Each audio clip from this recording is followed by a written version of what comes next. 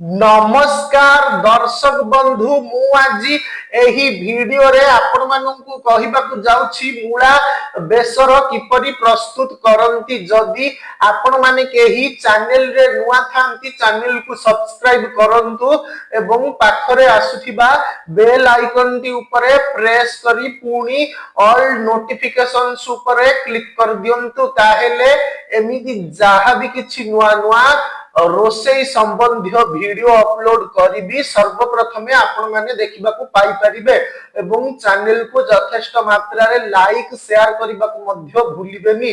ताहेले चलंतु देखिनबा मूला बेसर किपरि प्रस्तुत करंती एवं एथि पई कोन कोन सामग्री प्रथमे नेबा को हुए।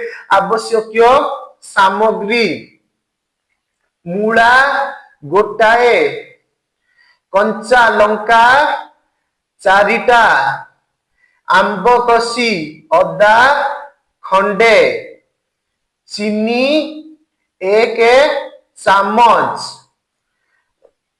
अदा खंडे, दही 1 कप, लेंबू फाळे, गाजर गोटाए, धनिया पत्र आवश्यक अनुसारे, लूण ओ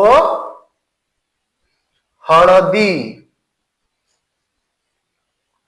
प्रस्तुत प्रणाली प्रथमे मूला और गाजर को धोई काटी रखंतु।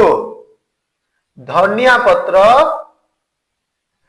अदा, आंबकसी अदा, कंचा लंका छोट छोट काटी सेथिरे दही, लेंबू रस,